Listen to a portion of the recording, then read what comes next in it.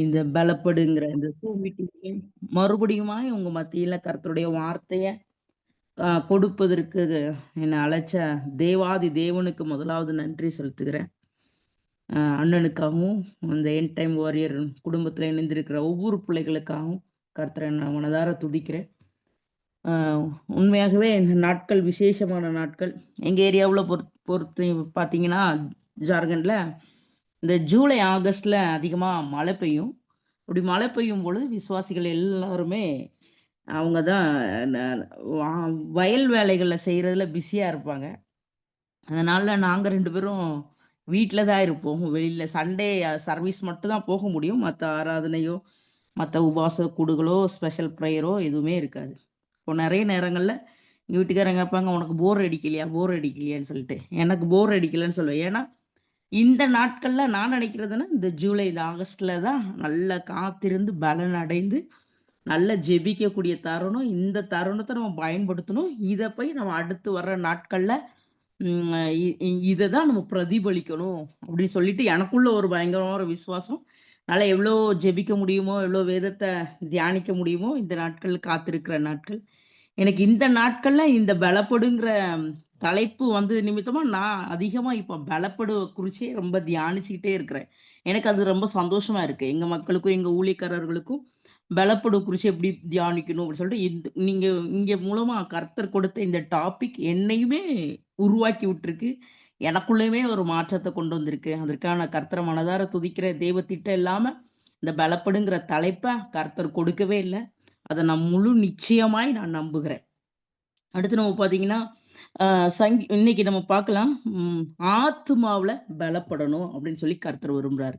சங்கீதம் 138, 3 சங்கீதம் 138 3வது வசனத்துல, "நான் கூப்பிட்ட நாளிலே எனக்கு மறு உத்தரவு அருளினீர். என் ஆத்துமாவிலே பலன் தந்து என்னை தைரியப்படுத்தினீர்." ஆண்டவர் நம்மள ஆத்துமாவுல பலன் கொடுத்து நம்மள தைரியப்படுத்துறாரு. நம்ம ஏதாவது ஒரு சூழ்நிலைகளோ, சோர்வுகளோ, அதாவது நம்ம நினைக்கிறதற்கு விரோதமா சில காரியங்கள் எழும்பும் பொழுது, முதல்ல பலவீனப்படுகிறது நம்ம ஆத்துமா. நம்ம ஆத்துமா பலவீனப்படுகிறது நிமித்தமா, நம்ம எல்லாத்துலயுமே டவுன் ஆயி போயிருவோம். ஆனா வேதம் சொல்லுது, கர்த்தரை முழு இருதயத்தோடும், முழு ஆத்துமாவோடும் தேடும்போது அவரை கண்டடைவீர்கள். முழு ஆத்துமாவோடு நம்ம தேடலைன்னா, அவர கண்டுகொள்ளவே முடியாது. அதனால தான் நமக்கு அந்த போராட்டம் வரும்பொழுது, ஆத்துமாவ தான் ரொம்ப பாதிக்கும். ஒருவேள நம்ம சில வார்த்தைகள விட்டாலோ, இல்ல நம்மள சிலர் வார்த்தைகளினால காயப்படுத்தினாலோ, நெறைய நேரங்கள்ல பாதிக்கப்படுகிறது நம்மளுடைய ஆத்துமா. அப்போ தேவ சமூகத்துல போய் நிக்கும்போது, அந்த முழு ஆத்துமா அந்த இணஞ்சு அந்த ஜெபிக்கிற அந்த ஆத்துமா நமக்குள்ள வராது. ஆனா வேதம் சொல்லுது, "இல்ல கர்த்தரை முழு ஆத்துமாவோடும், முழு உள்ளத்தோடு நீங்க தேடுனீங்க தான் கர்த்தரை கண்டடைவீர்கள்." அடுத்து வசனம் இருக்குது, கர்த்தரை முழு இருதயத்தோடும், முழு ஆத்துமாவோடும் அன்பு கூறுவாயாக. அ அன்பு கூறுகிறதுக்கும் நமக்கு முழு ஆத்துமா இருந்தா தான் நம்ம கர்த்தர அன்பு கூற முடியும். கர்த்தர நேசிக்க முடியும். அளவு கடந்து நேசத்த நம்ம முழுமையா ஆண்டவருக்கு நம்ம வெளிப்படுத்த முடியும். அதிகமா அவர நேசிக்கிறதற்கு நமக்கு முழு ஆத்துமா வேணும். அப்புறம் கர்த்தரை முழு ஆத்துமாவோடு நம்ம சேவிக்கணும். சேவிக்கிறதா இருந்தாலும் முழு ஆத்துமா நமக்கு வேணும். அப்ப இந்த ஆத்துமாவுல பலவீனப்படும் பொழுது, நம்மளால தேடுறதும் கஷ்டமா இருக்கும். இந்த ஆத்துமாவுல பலவீனம் உண்டாகும் பொழுது, நம்ம தேவன அன்பு கூறுகிறதுலயும் குறைவுள்ளவர்களா காணப்படுவோம். நம்ம இந்த ஆத்துமாவுல குறைவுபட்டுச்சுன்னா, பலவீனப்பட்டுச்சுன்னா, நம்ம கர்த்தரை சேவிக்கிறதுலயும் நம்ம பின்தங்கினவர்களா காணப்படுவோம். தாவீது தான் நீங்க வேதாகமத்துல பார்த்தீங்கன்னா, ஆத்துமாவ குறிச்சு இப்ப சங்கீத புஸ்தகத்துல தான் நெறைய எழுதப்பட்டிருக்கு. அவர் ஒவ்வொரு தடவை சொல்லும்போது, "என் ஆத்துமா வியாகுலப்படுகிறது. என் ஆத்துமாவை விடுவிங்க. என் ஆத்துமா சஞ்சலப்படுது. என் ஆத்துமாவை மரணத்துக்கு தப்புவிங்க. என் ஆத்துமா வாஞ்சித்து கதறுகிறது. என் ஆத்துமா தொய்ந்து போயிற்று. என் ஆத்துமாவே நீ ஏன் கலங்குற?" இப்படி நெறைய நேரங்கள்ல அவரு தன்னுடைய குறித்து, தன்னுடைய ஆத்துமா தொய்ந்து போடும் பொழுதெல்லாம், வியாகுலப்படும் பொழுதெல்லாம், கர்த்தருடையத்துல பண்ணுகிற ஒரு விண்ணப்பங்கள நம்ம நெறைய சங்கீத புஸ்தகத்துல நம்ம வாசிக்க முடியும். அத பார்க்க முடியும். அவரு நிச்சயமா நெறைய வியாகுலப்பட்டுருக்கிறாரு. எக்ஸாம்பிள்க்கு நம்ம நெனைச்சோம்னா, ஆ 1 சாமுவேல் 16ல பார்த்தீங்கன்னா, சாமுவேல் பலிவிருந்துக்கு ஈசாயினுடைய குடும்பத்தாரை அழைக்கும் பொழுது ஈசாய் வந்து எல்லா பிள்ளைகளையும் கூட்டிட்டு போனாரு. ஆனா எல்லா பிள்ளைங்களையும் கூட்டி சேர்த்து வச்சிருந்தாரு. ஆனா தாவீத மட்டும் அவர் லிஸ்ட்ல வைக்கவே இல்ல. ஆனா கர்த்தரே ஞாபகப்படுத்தி சாமுவேல் மூலமா உன் பிள்ளைகள் இவ்வளவுதானா அப்படின்னு கேட்கும்பொழுது, ஆமா இன்னொரு பையன் இருக்கிறான். ஆடு மேய்க்க போயிருக்கிறான். ஆனா ஒரு தகப்பன் மறந்து போயிட்டு குடும்பத்துல கூட ஒதுக்கப்பட்டது நிமித்தமா ஒருவேளை அவருடைய ஆத்மா சஞ்சலப்பட்டிருக்கலாம், வியாகுலப்பட்டிருக்கலாம். அந்த குடும்பத்து லிஸ்ட்ல கூட அவங்கள வந்து நேசிக்கல, வைக்கல, அந்த லிஸ்ட்ல அவரை சேர்க்கல தான்.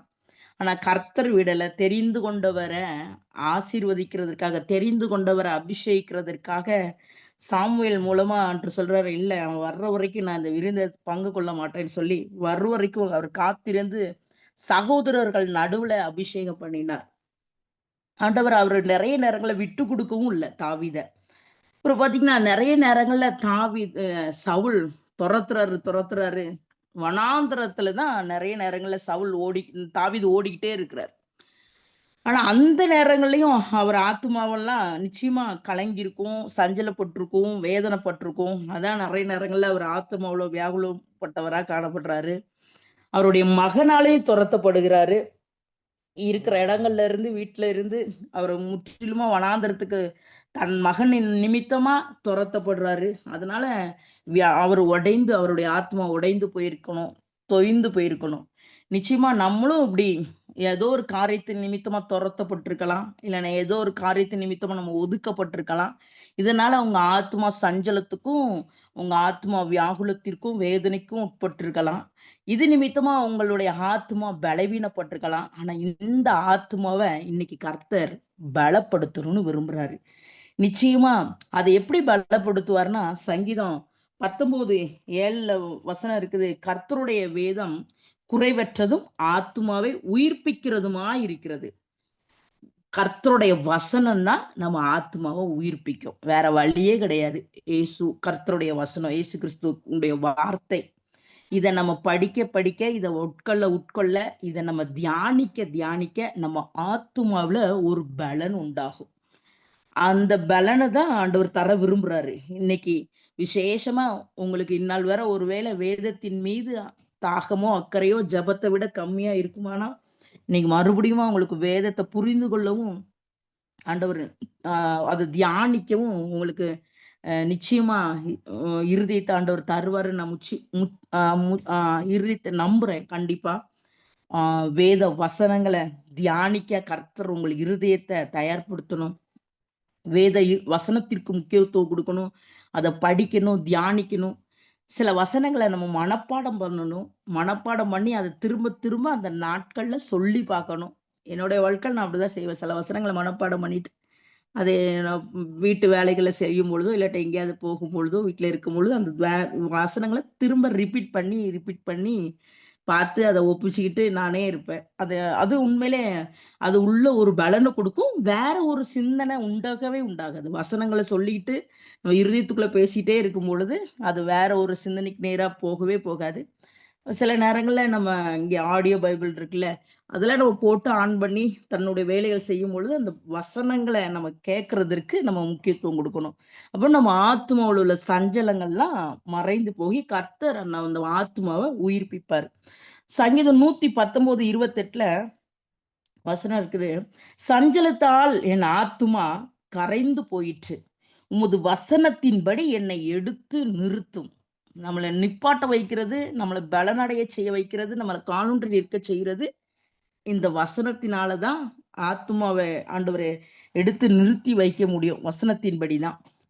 இந்த வசனம் இல்லைன்னா நமக்கு பலன் இல்லை. சில நேரங்கள்ல நம்ம சோர்ந்து போய் இருக்கும் பொழுது யாரோ ஒரு மூலமா உண்டாகிற வார்த்தைகள் நம்மள நமக்கு ஆழத்துல இருந்து நம்மளை தூக்கி கொண்டு வந்து ஒரு உன்னதத்துல நிப்பாட்டுற மாதிரி ஒரு ஃபீலிங் நிச்சயமா உருவாகும். அந்த சமயத்திற்கேற்ற வார்த்தை, நமக்கு சூழ்நிலைக்கு ஏற்ற வார்த்தையை நிறைய நேரங்கள நம்மளுக்கு தந்திருக்கிறாரு. நீங்க ருசி பார்த்திருப்பீங்க. ஆனா இந்த நாட்கள்ல இன்னும் மறுபடியுமாய் நீங்க வேதத்திற்கு முக்கியத்துவம் கொடுத்து உங்க ஆத்துமாவுல பலன் உண்டாகும்படியா அன்று செய்யணும்னு எதிர்பார்க்கிறாரு. அடுத்து நம்ம பார்க்கிறோம்,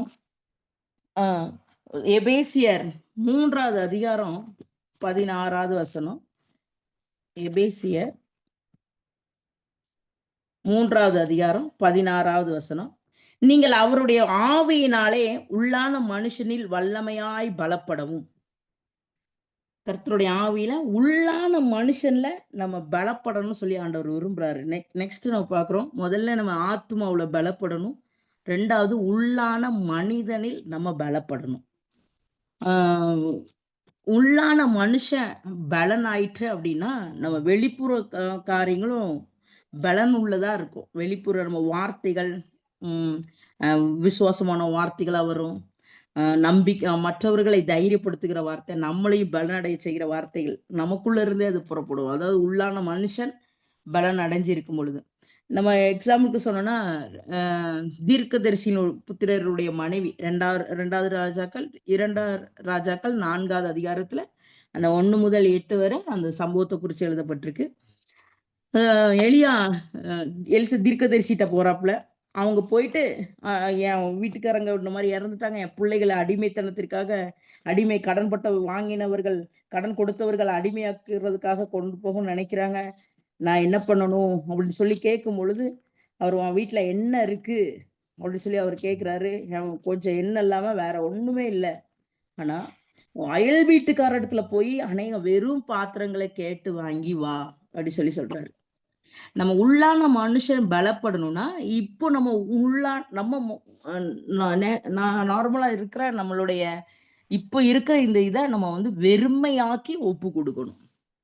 கோபங்கள், யார் மேல உள்ள கசப்பு, சில வார்த்தைகள் நம்ம மற்றவங்களை சொல்லியிருப்போம், சில காரியங்கள் திரும்ப திரும்ப திரும்ப நம்ம இப்படி நம்மளை சொன்னாங்க, இப்படி செஞ்சாங்க அப்படிங்கிறது ஞாபகத்துக்கு வரும். அது எல்லாத்தையும் நம்ம எரேஸ் பண்ணணும். அது எல்லாத்தையும் நம்ம இருதயத்தை விட்டு நீக்கணும். அப்படி நம்ம நீக்கணும், வெறுமையாக்கி நம்ம கொடுக்கும் பொழுதுதான் நம்ம உள்ளான மனிதன் பலப்பட முடியும். ஆண்டவர் பழைய இதுலயே அஸ்திபாரம் போட விடவே மாட்டாரு. அதை புதுப்பிச்சு அவருடைய நாமத்தினாலதான் அஸ்திபாரம் போட விரும்புவாரு. தேவையில்லாத கசடுகளை, தேவையில்லாத காரியத்தை இருதயத்துல நம்ம சேமித்து வைக்க கர்த்தர் விட மாட்டாரு.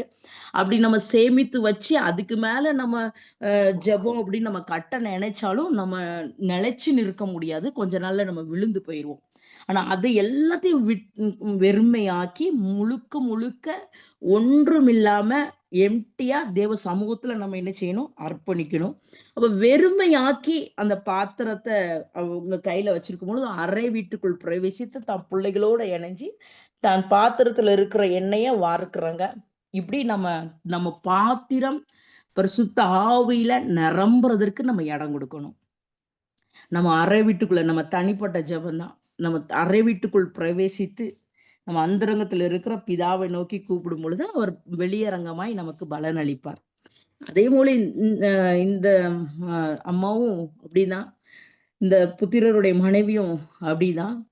உள்ள அறை வீட்டுக்குள் பிரவேசித்து அது வெறுமையா இருக்கிற பாத்திரத்தை அவங்க நிரப்புறாங்க.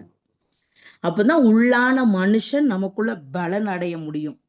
ஆண்டவர் அதைத்தான் நம்மகிட்ட விரும்புறாரு. இந்த நாட்கள்ல சில காரியங்களை நம்மளை சுத்திகரிக்கவும், சில காரியங்களை நம்ம பலன் அடையவும் செய்ய ஆண்டவர் விரும்புறாரு இந்த நாட்கள்ல. அது மட்டும் இல்லாம ஒவ்வொரு பாத்திரமும் முழுமையா அவங்க நிரப்புறாங்க. அவங்க எவ்வளவு பாத்திரம் வச்சிருந்தாங்களோ அது ஃபுல்லா நிரம்புது. அதுக்கு அடுத்தால போயிட்டு அவங்க தன் இஷ்டப்படி தன் விருப்பப்படி செய்யல. மறுபடியுமா எலிசா தீர்க்கதரிசிட்ட தான் போய் நான் என்ன செய்யணும்னு சொல்லி கேக்குறேங்க. அதாவது ஒவ்வொரு காரியத்திற்கும் கர்த்தரிடத்துல கேட்டு செய்யும் பொழுதுதான் நமக்கு உள்ளான மனுஷன் பலப்படும். மறுபடியும் அசுத்தப்படாது. மறுபடியும் வேற ஒரு காரியங்கள் உட்புகுந்து அதை கெடுத்து விடாது. நம்ம மறுபடியும் ஒவ்வொரு காரியத்திற்கும் என்ன செய்யணும், அடுத்த ஸ்டெப் என்ன செய்யணும் அப்படின்னு சொல்லிட்டு நம்ம ஆண்டவர்கிட்ட கேட்கணும். ஆமா, யோசுவா என்ன செஞ்சாரு?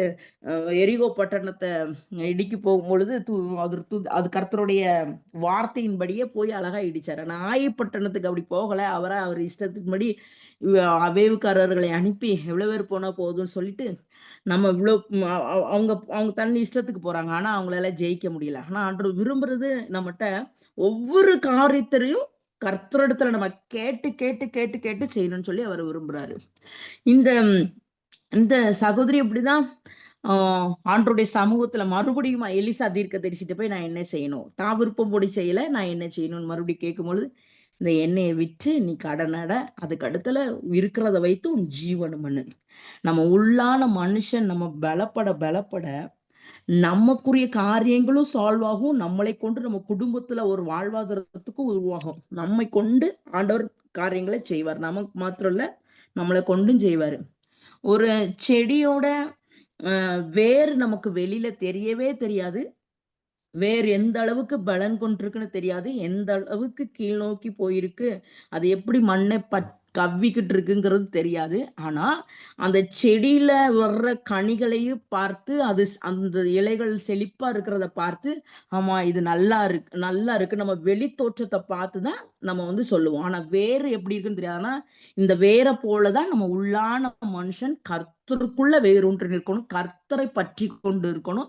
அப்படி நம்ம பற்றி கொண்டு இருக்கும் பொழுதுதான் வெளி பார்வையில, மற்றவர்கள் பார்வையில நம்ம கர்த்தருக்கென்று பிரியமான வாழ்க்கையை வாழ முடியும். அது மட்டும் இல்லாம நம்ம உள்ளான மனுஷன் பலப்பட நம்மளுடைய ஆவிக்குரிய அந்த ஆவியின் கனிகள் நம்மகிட்ட இருந்து நிச்சயமா வெளிப்படும். அப்போ உண்மையாவே நமக்கு விரோதமா வேற ஏதாவது பேசினாலும் நமக்கு பதில் சொல்ல தோணும். ஆனா சொல்லவே ஆண்டவர் விட மாட்டாரு. நாளடைவா நீங்க பலன் அடைஞ்சிட்டீங்கன்னா பதில் சொல்லணுங்கிற எண்ணம் கூட வரவே வராது. கர்த்தர் பார்த்து கொள்வாருங்கிற ஒரு எண்ணம் மட்டும் தான் நமக்குள்ள உண்டாகும். நிச்சயமா அப்படி உண்டு.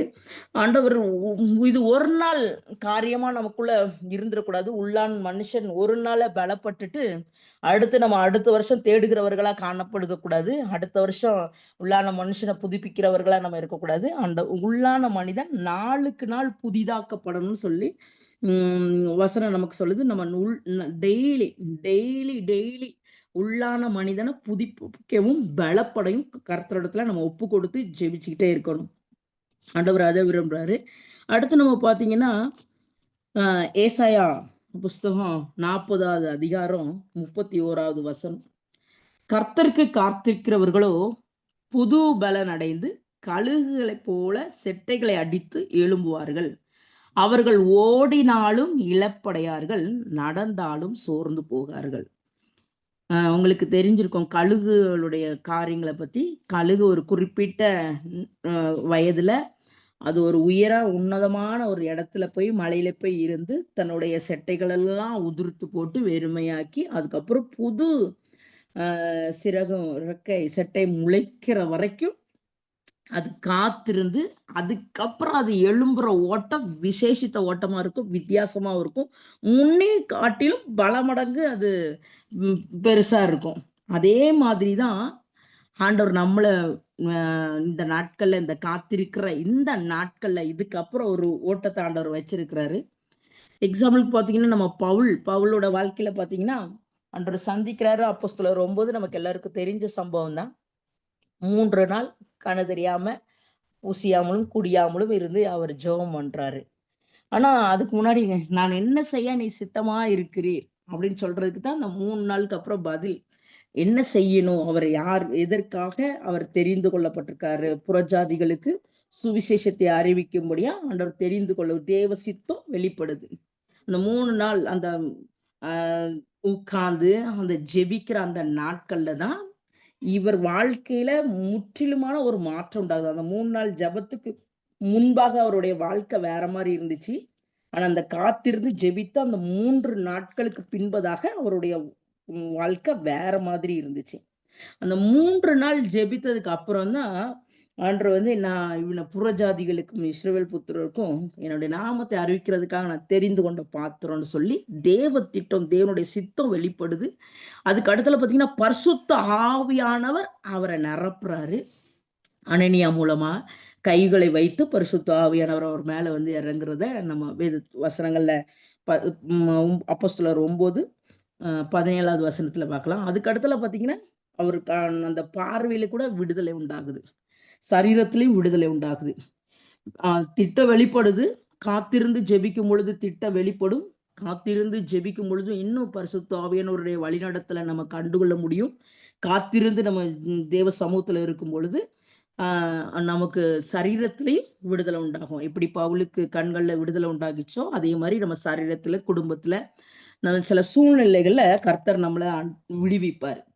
ஆனா அதற்கு பின்பதாக பவுலோட ஓட்டத்தை பார்த்தீங்கன்னா வித்தியாசமா இருந்துச்சு. உடனே தாமதமின்றி இயேசுவே கிறிஸ்து என்று அவர் பிரசங்கம் பண்ண ஆரம்பிச்சாரு. சபைகளுக்கு போக ஆரம்பிச்சாரு. சில கிராமங்களுக்கு போக ஆரம்பிச்சாரு. பட்டணங்கள் தோறும் போக ஆரம்பிச்சாரு. பாடு உண்டு. பாடுபட்டாரு. அந்த ஆனா முன்னாடி இருந்த பாடு வேற மாரி இருந்துச்சு.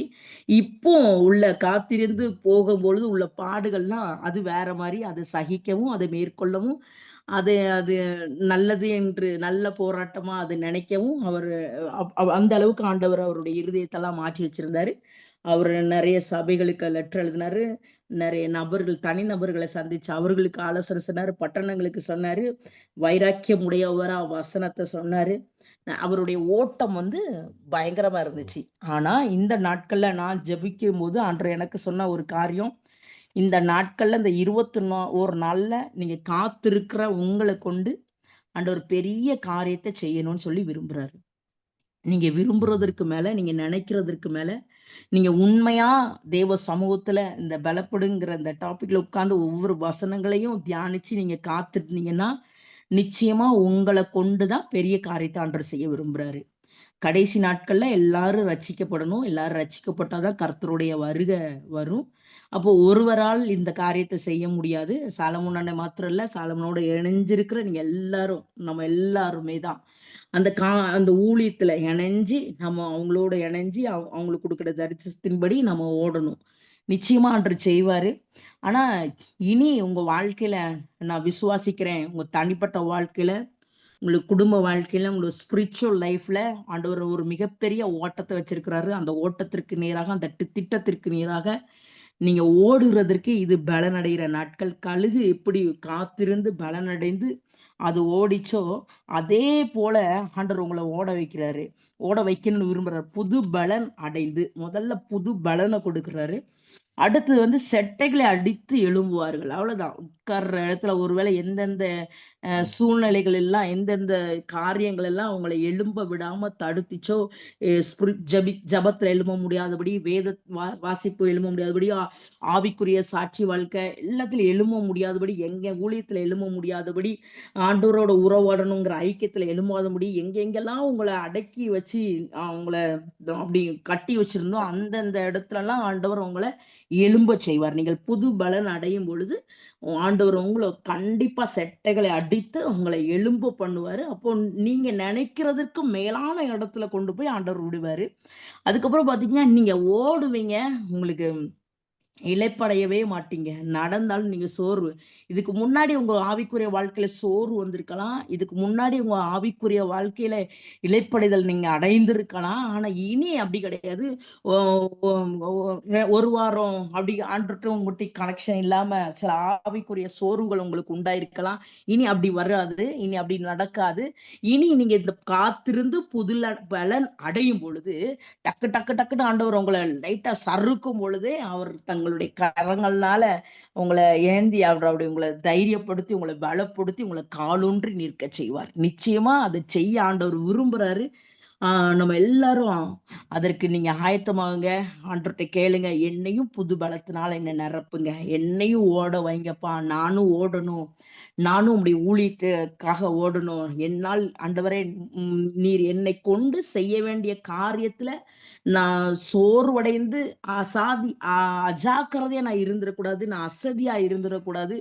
நீங்க அடுத்தடுத்து எனக்குன்னு வச்சிருக்கிற பிளானுக்கு நேரா நான் ஓடணும். நான் எழும்பணும்னு சொல்லி கேளுங்க. நிச்சயமா அந்த பலன இந்த நாட்கள்ல உங்க மத்தியில ஆண்டவர் ஊற்றணும்னு விரும்புறாரு. நம்ம கொஞ்ச நேரம் இருக்கிற இடங்கள்ல அப்படியா முழுமையா நீங்க என்ன சூழ்நிலை இருந்தாலும், இப்போ ஒரு நிமிஷம் மட்டும், கொஞ்ச நிமிஷம் மட்டும் தேவ சமூகத்திற்கு என்று உங்க வேலைகள்ல ஒரு வேளை பண்ணிட்டு இருந்தீங்கன்னா, கொஞ்சம் இடம் கொடுத்து இப்ப நம்ம ஜெபிக்கணும்னு சொல்லி நான் விரும்புறேன். கொஞ்சம் அப்படி நம்ம ஜெபம் பண்ணலாமா? ஹalleluya.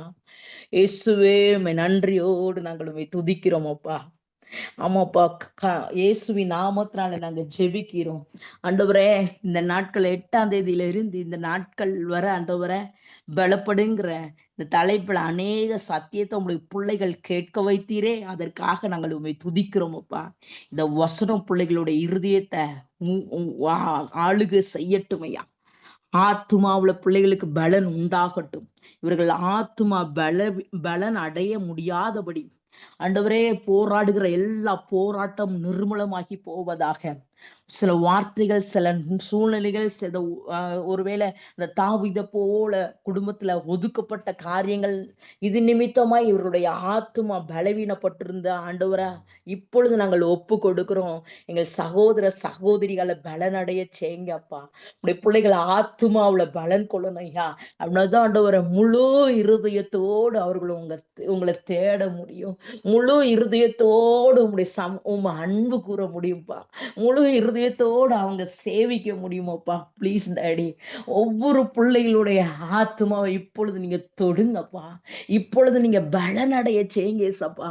ஆமா ஆண்டவரே, அவர்கள் ஆண்டவரே ஹalleluya, எப்படி ஆண்டவரே என் ஆத்துமாவே கர்த்தரை சோஸ்திரி அப்படின்னு சொல்லி தாவீது துதிக்கும் மனவாய், சோஸ்தரிக்கிற மனவாய் தன் ஆத்துமா மாறினதோ, அதே போல இவர்களுடைய ஆத்துமா எப்பொழுதும் உம்மை சோஸ்தரிக்கட்டும், உம்மை துதிக்கட்டும், உம்மை புகழட்டும், உம்மை பாடட்டும், உம்மை மகிமைப்படுத்தட்டும். அப்படி உங்க ஆத்துமாவில் இருந்து நீர் எழும்பச் செய்ய ஆண்டவரை துதிகளையும் சோஸ்திரங்களையும் எழுப்பும்படியாய் நான் ஜெபிக்கிறேன் ஐயா. ஹalleluya.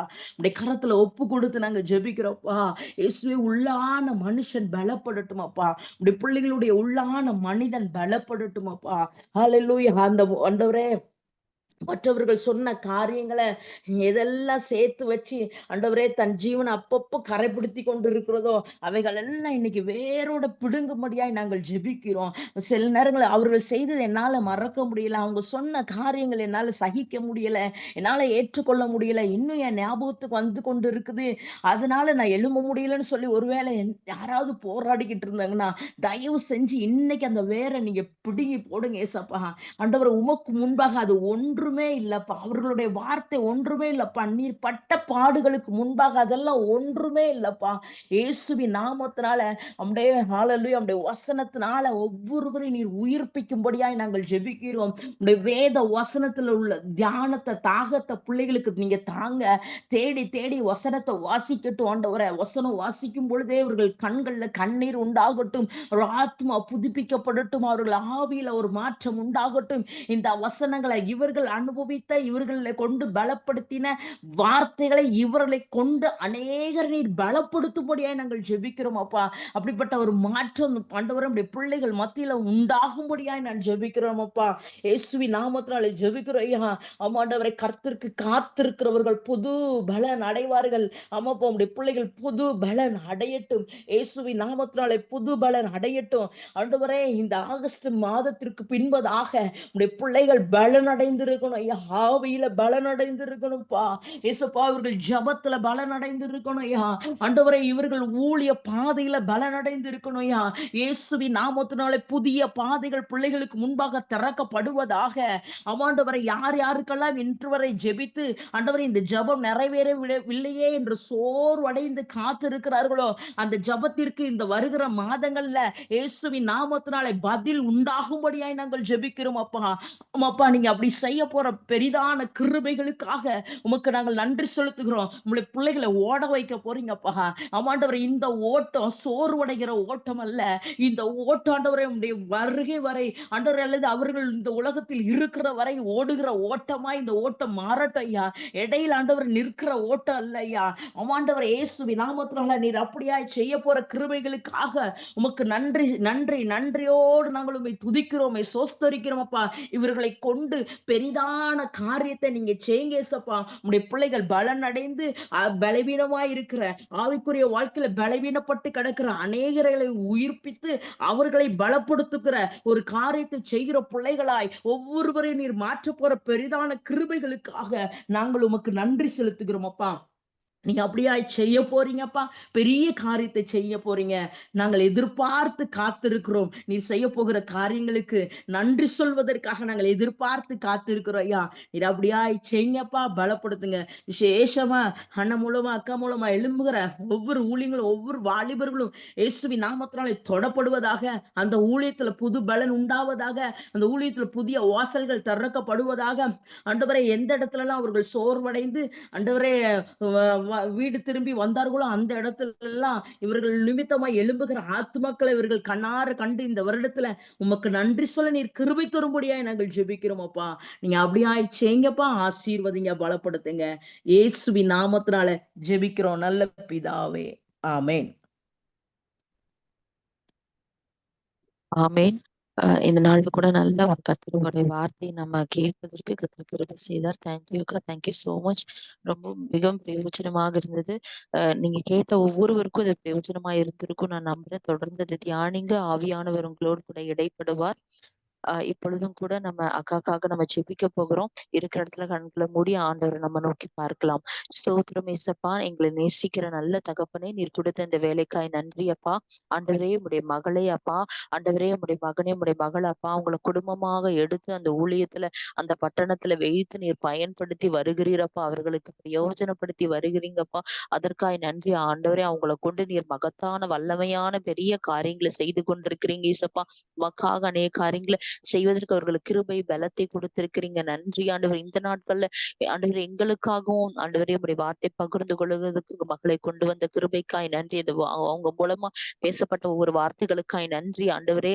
அப்பா, ஒவ்வொருவரும் ஆத்மாவிலே பலனடைந்து ஆண்டவரே இன்னுமா உங்க சித்தத்தை செய்யறதுக்கு எங்களுக்கு ஒரு பலனை இருந்த கால வேளையில அருளினதுக்காய் நாங்க நன்றி செலுத்துகிறோம், துதிக்கிறோம் அப்பா.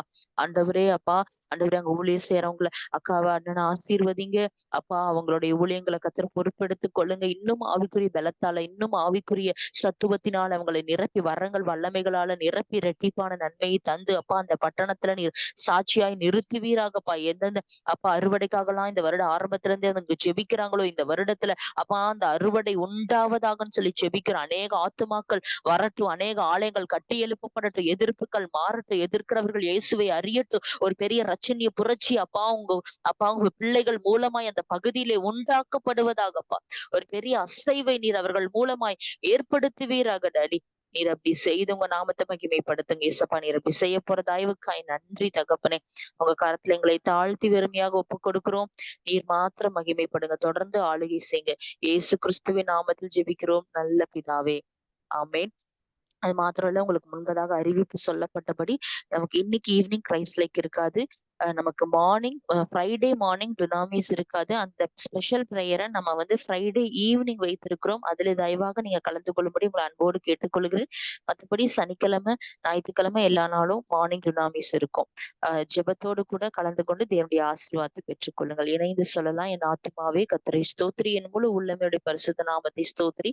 என் ஆத்துமாவே கர்த்தரை ஸ்தோத்திரி, கர்த்தர் செய்த சகல உபகாரங்களையும் இன்றைக்கு மறவாதே. ஆமென். God bless you.